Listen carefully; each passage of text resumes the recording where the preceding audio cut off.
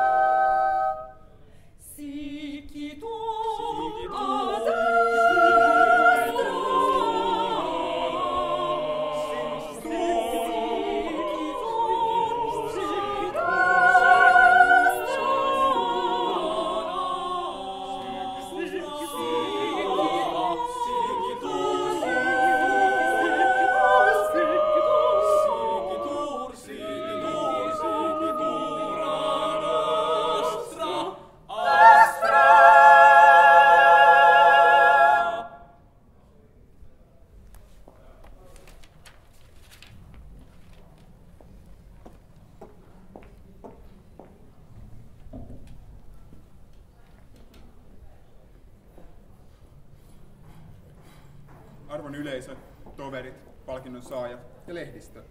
Toivotan teidät tervetulleiksi kaikkien aikojen ensimmäiseen akateemisen kaunotaiteen palkinnonjakotilaisuuteen.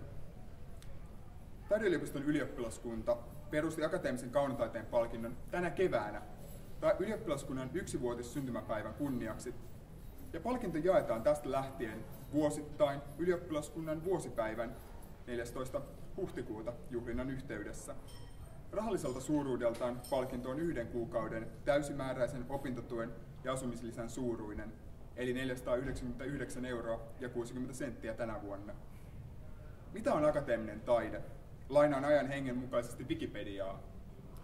Tyypillistä akateemiselle taiteelle on antiikin tradition ja varsinkin piirustustaidon ja muiden teknisten ominaisuuksien mestarillisen hallinnan osoittaminen. Akateeminen taide korostaa klassisia sommitteluihanteita, ja sille on ominaista sovinnaisuus ja kaavamaisuus. Akateemisen kaunotaiteen palkintoa ei kuitenkaan jaeta tällä perusteella. On aika muuttaa käsitystä siitä, mitä vanha ja kaunis sana akateeminen tarkoittaa tässä yhteydessä.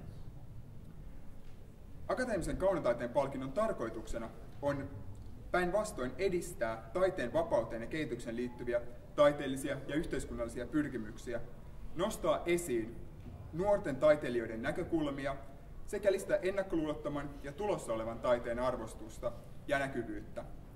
Erityisenä tarkoituksena on uudistaa ajatusta hyvästä taiteesta ja vallata akateemisen, korkean ja kaunotaiteen käsitteet uuden, vasta tuloillaan olevan taiteen käyttöön.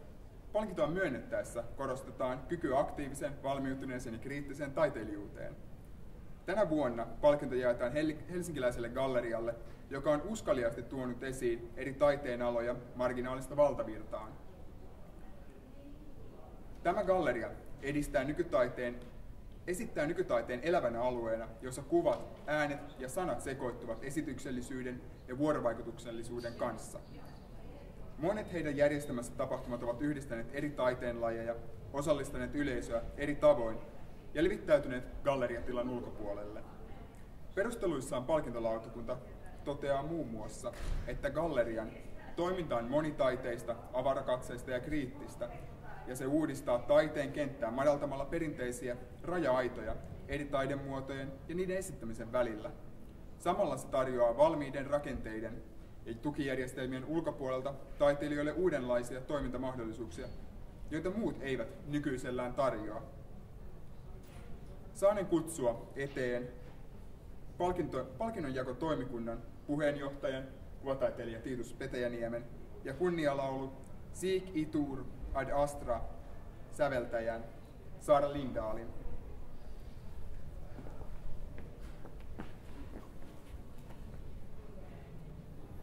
Nyt minulla on kunnia julkistaa maailmanhistorian ensimmäisen akateemisen kantaiteen palkinnon saaja ja kutsua tämän edustajat eteen. Sorbus-galleria, kiitos.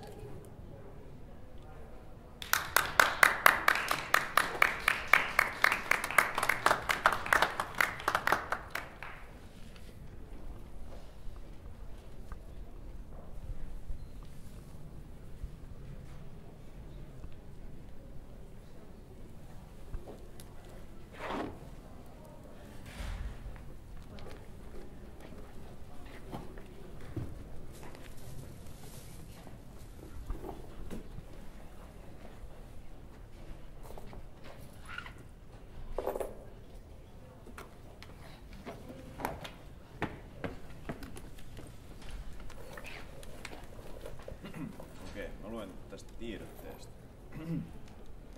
Arvostamme raadin valintaa. Taideyliopisto ja Sorbus aloittivat toimintansa samoihin aikoihin, reilu vuosi sitten, ja ovat kumpikin taiteenalat ylittävää taiteen tekemistä.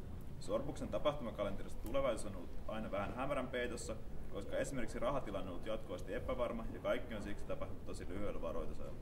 Taaksepäin katsoessa taas huomaa, että Sorbuksessa on tapahtunut todella paljon, ja kalenteri on aivan täynnä näyttelyitä ja muita tapahtumia. Tästä täytyy kiittää kaikkia taiteilijoita, jotka ovat olleet valmiita lähtemään mukaan tähän kreisiin ja epävarmaan touhuun, jossa tekeminen ei korreloi järjen kanssa.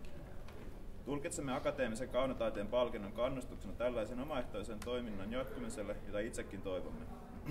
499 €, 60 senttiä on niukka raha opiskelijalle, mutta suuri summa Sorbukselle. Gallerian taloudellisen tilanteen suhteen huomionosoitus tuli juuri oikeaan aikaan. Kiitoksena ja syntymäpäivän toivotuksena taideyliopiston ylioppilaskunnalle haluaisimme esittää lainauksen taiteilija Dixa D:n tekstistä. Ja Dixa D on siis esitellyt Sorbus-galleriassa useamman kerran monissa eri muodoissaan.